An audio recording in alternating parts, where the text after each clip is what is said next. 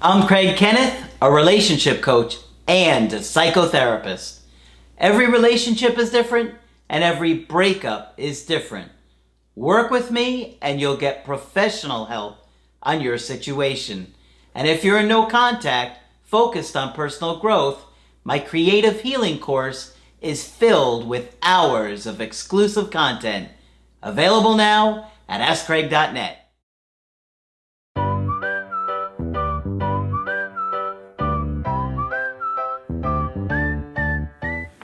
Hi there, I'm Coach Craig Kenneth. I'm Coach Margaret. And today we're going to be talking about breakup depression. Well, I think just about everybody goes through a depression with a breakup. Of course they do. With any loss, we go through a depression, but particularly a breakup. Yeah. And so Coach Margaret has got some really good research on this today because she found some really provocative stuff. I did. And I found a woman named Dr. Escalante, MD. She's a pediatrician. And she wrote an article here on depression that I found fascinating.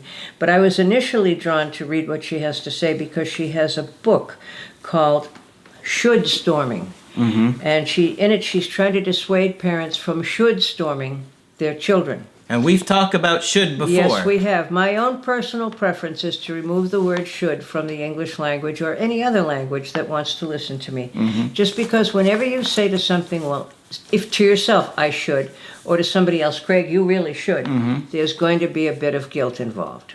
And it makes them feel like they're doing something wrong. Absolutely. Like, because you should do that, Yeah. It feels like, whoa, I must be doing it wrong. Yes, that's right. If I have to do it differently. Yeah. So should is not helpful. And anyway, I love the title of her book, telling parents not to should storm their children. But you should like this video. Yes. And you should subscribe to the channel. And you should listen to Dr. Escalante. Okay. At least two of those three. Okay. Overall, says Dr. Escalante, and we would all agree with her, depression gets a bad name. Okay?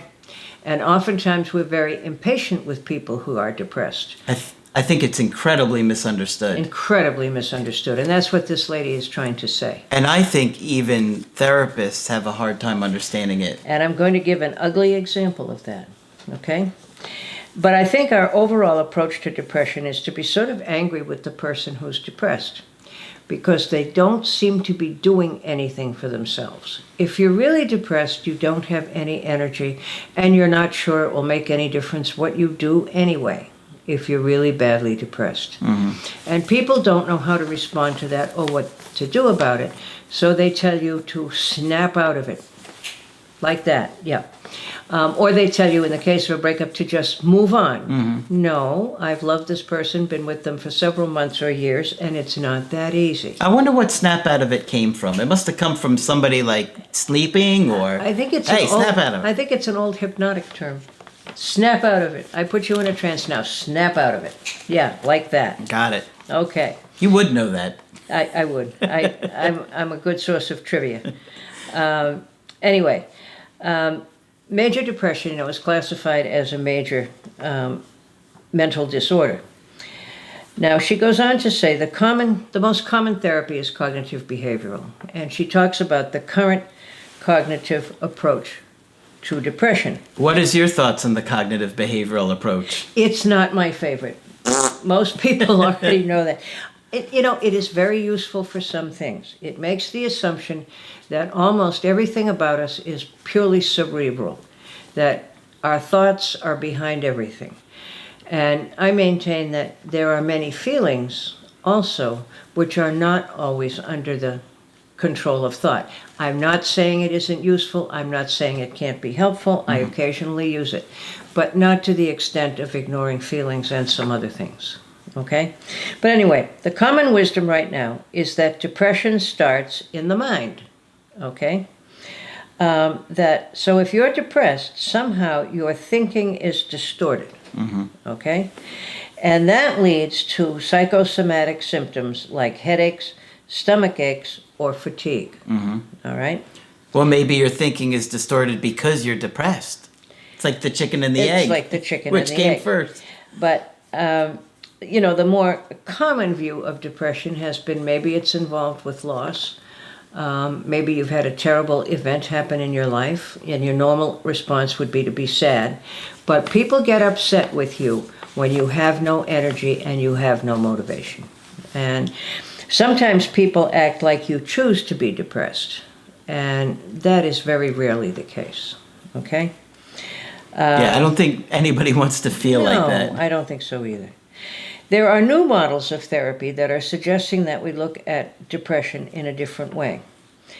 There's a school of thought now called polyvagal therapy, and that's about one of our cranial nerves, the vagal nerve, which goes from your brain to your gut. And people are starting to write about the whole concept of I have a gut feeling. There may be more to it than we've thought, because our gut is somehow connected to our brain. But anyway, this theory looks at depression as a much more normal event and as something that can sometimes even save our lives, and that Mother Nature uses it sometimes to help us. Okay. And I'll give you a little case example. Yeah, that's an interesting theory. It is, isn't it? Yeah. Yeah. How does it save your life? Laura believes that depression saved her life. Most of the time, her father only hurt her with words, but it was when she stood up to him that Laura's dad got dangerous. That's when he got that vicious look in his eyes. More than once, his violence had put Laura's life at risk. Laura's father was so perceptive that he could tell when she felt rebellious on the inside, even when she was hiding it. Probably because he had felt that same way as a kid. I would guess so too. And he punished her for those feelings. I know you're feeling rebellious. Here's another punch in the nose. Oh my gosh. It was the depression that helped Laura survive, because as we've already heard, Laura's initial response was to rebel, which is a healthy response. But she realized that if she kept doing that, he was going to kill her, is what it really comes down to. So Laura became depressed, and that depression kept her head down, kept her from resisting, helped her to accept the unacceptable. Depression numbed her rebellious feelings. Laura grew up at a time when there was no one to tell, nowhere for her to get help outside of her home. Her only strategy was to survive in place, and so that's what she did. Wow. Looking back, Laura does not regret her childhood depression. She values it. Going through her own healing process and working with her therapist helped her to see how depression saved her. Okay? Now, this new theory says that the fight, flight, and freeze response, and we all know that, right? That an animal will first fight if they can, flee if they have to, and if none of that works, you play possum. What you do is you immobilize yourself totally. And everybody knows about playing possum, right? Mm-hmm. You make it look like you're dead so the predator goes away. But you stop moving, you stop doing anything. So, according to this theory then, when you're in a situation like Laura's, I'm sure she thought about fight. She clearly did think about fight, and he knew it. She probably thought about flight, but where would she go? It sounds like he was her only parent. And so the only remaining response is to freeze or become immobilized, and that is to become depressed. Okay? And it sounds like a terrible thing to have to do, but sometimes that's what you have to do to survive. Okay? And we've always acted as if somehow we have control over all of that sort of thing. What this lady is saying is that being depressed and immobilized and not wanting to do anything is not a conscious decision that you make. Your body and your whole fight, flight, freeze system makes the decision for you. Okay? So telling us to snap out of it probably isn't going to help a whole lot. The only thing that really does seem to help is human relationships. And one of the worst things about depression is that most of us, when we're depressed, want to isolate, right? Most people will isolate. And it's absolutely the worst thing to do. And one of the reasons we want to isolate is because we probably have at least a few people in our lives who are saying, get up and do something about yourself, get up and do something about your situation, but you don't have the energy, okay? And the worst thing we can do is be angry at people for being depressed because it robs them of the very human contact that they need, okay? That making sense so far? Yeah. Okay, good. It's a lot to think about. Yes, it is. It's a new and fascinating theory, I think. In a breakup, when fight is not possible, even though I'll sometimes hear people say, well, I want to fight for my relationship, but there's no fight you can really do. Okay? Yeah. Exactly. There's because nothing you can do to fight. You when you try and fight to get their attention, they just ignore you or get angry at you. Or see it as an intrusion. And you don't want to flee because you want to remain where you're at so they can come back to you. That's right. Right? They have already flown. Yeah. They have already flown. And so what happens? You stay right there. You stay right there and you become immobilized. And I'm just thinking of all the times we hear people say, I'm better now by the time they get the energy to call us. But for the first 3 weeks, I couldn't eat, I couldn't sleep, I couldn't think straight, I couldn't do anything. Oh, it's horrible. And that's the freeze or the immobilization reaction. And don't ever beat yourself up for this because it is a normal, natural, healthy reaction. Yep. Okay? Yep. I can't flee, I can't fight, and so I better lay low for a while. It also conserves energy that you're going to need later. All right? For when you're anxious. For when you're anxious, and you inevitably will be anxious. And if this goes on for a while, the immobilization response continues. And since the response also changes brain activity, it impacts people's emotions and their ability to solve problems. People feel like they can't get moving physically or mentally, and then they feel hopeless and helpless. And of course, that further feeds the depression. So we really want you to realize that depression is normal after a breakup. Right. And nobody should be beating themselves up. No. You should just understand it is a natural part to the breakup. And even if your friends and family are trying to be meaning well by saying snap out of it, just move on. Snap out of it, just move on. It's not the way the body responds. Right. Right? That's what we're saying is the body doesn't respond to a breakup like that. And you just anticipated the next paragraph, so I'll quickly say Look at that. it. Our culture tends to think of depression and the person who finds work too stressful, for example, as a sign of weakness. Self-help articles imply that they just need more mental toughness. I've never known what that is. And they could lean in and solve the depression. Okay.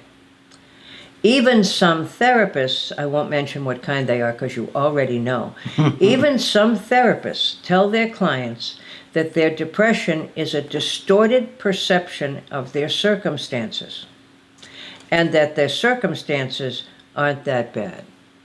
I can't imagine that a therapist would say that. It's contrary to every bit of my training. But can you imagine going to somebody for help and being told your thoughts are all screwed up and, your life at home isn't terrible when it's really awful? I think the worst part of that would be hearing that it's not that bad. It's not that bad. It's not that bad. And I came to you because it is that bad. Your family tries to say to you, oh, it's not that bad. It's not that bad. Right. Minimizing how you feel. And true therapy is anything that's different from what your family would do. Okay? So that is not how the body sees the defense response in the nervous system with a fight, flight, or freeze. These things are not about the actual nature of the trigger. They are about whether the body decides there is a threat, and that happens at a preconscious point. The biological threat response starts before we think about it, and then our higher level brain tries to explain it. We don't get to choose this response. It happens before we know it. Okay? Now, what can bring you out of this state? The new thinking is that the only thing that's going to bring you out of the state of immobilization is human relationships, human contact, being social. We are social beings. And for various reasons, partly because how depression is treated, we tend to feel shame.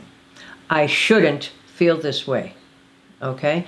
I should do better than this. I should be able to get myself going. I should. I see how this lady got to this theory. Yep. And that's, of course, going to make things worse. And she was saying, if you look at it in terms of evolution, we tell people they're no longer part of the tribe. Well, that's going to cheer you right up. Okay? You feel really miserable about this loss that you had, and now we're going to tell you there's something wrong with you. So snap out of it. You know? Yeah, like that. So that's not helpful. And certainly a more reasonable response is, I'm sorry things have been difficult for you, before you even judge the circumstances or the distortions that may be involved. There are cognitive distortions, but depression is very, very real. Yeah. Okay? I've never known anybody to go to therapy over distorted thinking. Okay? So, this woman's overall suggestion is that we treat people who are depressed differently and understand that is a normal biological function, and that the worst thing we can do is put them down and isolate them further. Okay? Okay. All right. And the fight, flight, freeze response is something I think all of us have heard at various points or when we took biology or whatever. Sure. But it's being looked at again, and what the therapy people are thinking is that there are people who can be in the freeze response for years, and we've never thought of it that way. Okay? All right. Well, so that's what I have to say stuff. about that today. I hope you found it interesting. Let us know if you did. Yeah, let us know if you did. But we certainly found it interesting. Maybe so they froze. I hope you didn't freeze while watching. Yeah, with their eyes closed. Yeah, I hope we don't have that effect on people. I can't turn it off because I'm immobilized, and I can't flee. And if I can't knock it down because I paid too much for it, maybe I'll just immobilize. Yeah. Well, I'm sure you'll find some more stuff on that in the future. Right. And if you guys want to hear more about it, let us know. Let us know. I'll be happy to do it. And we certainly have to take opossums much more seriously. Maybe they had it right. They certainly did. Good stuff. All right. All right. So, if you want to get our help personally, just go to my website, askcraig.net. Sign up for the coaching option that works best for you. I do email coaching and I do Skype. And of course, Margaret does Skype coaching. If you feel that I can be helpful to you, please sign up. Just click on Margaret on the top of the page to do that. That's it for this video. I'm Coach Craig Kenneth. I'm Coach Margaret. And we will talk with you soon. To get my help personally, go to askcraig.net and click on Schedule Coaching and choose the option that works best for you. I do email coaching or Skype. To schedule a coaching with Margaret, click on Margaret on the top of the page and order a Skype with her. For the Knowledge Creative Healing course, click on the link at the top of the page and click Get Started Now.